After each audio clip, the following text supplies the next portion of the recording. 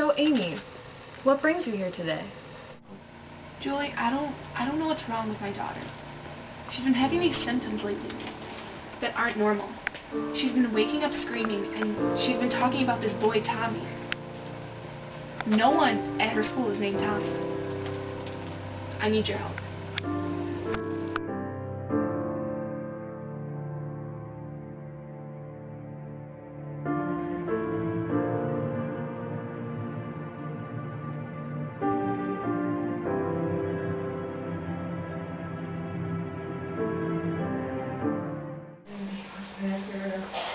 Carly?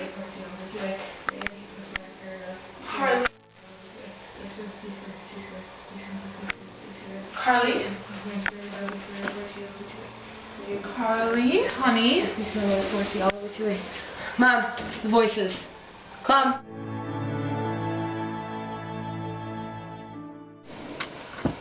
Amy, I Punnett squared your genetics, and I'm sorry to say, she's got it. No.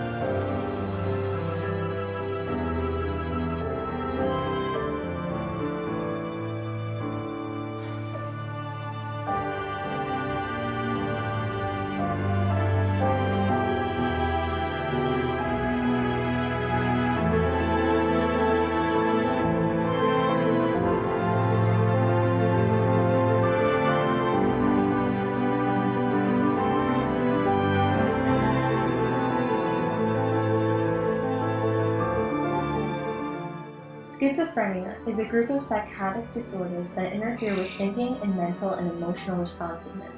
No single gene causes schizophrenia. Scientists believe an association of several genes is the cause.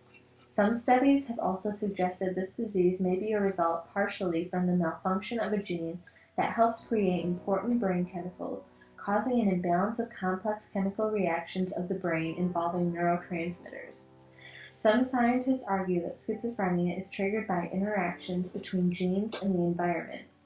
Symptoms of schizophrenia include hallucinations, delusions, loss of interest in life, difficulty focusing, paying attention, understanding information, poor memory, and concentration.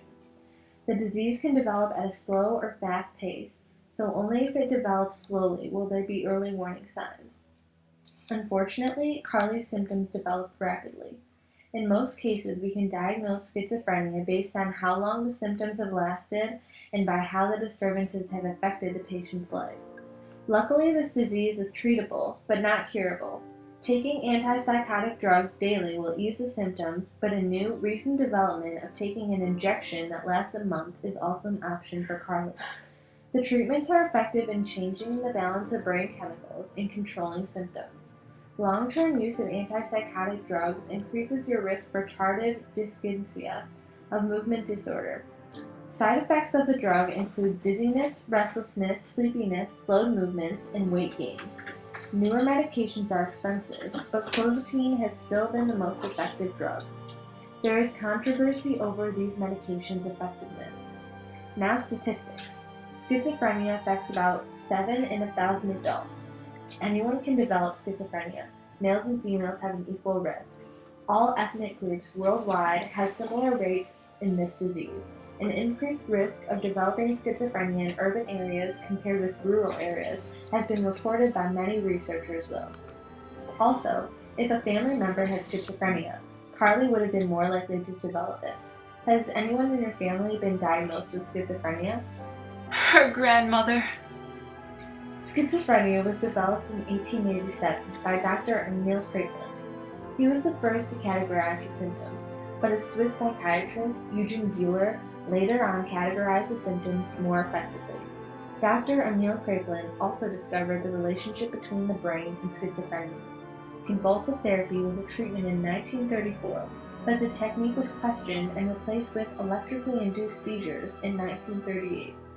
After complaints of memory loss from patients, the discovery of an antipsychotic powder by a French team of scientists included Pierre Dennecker, Henry Laborit, and Jean Delay in the early 1950s was made.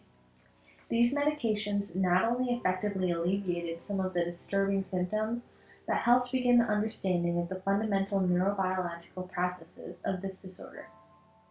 No medical test can determine if an individual is afflicted with schizophrenia, only an evaluation by a psychiatrist. Since your grandmother had schizophrenia, doctors should have began looking into the possibility of Carly developing it a few years ago.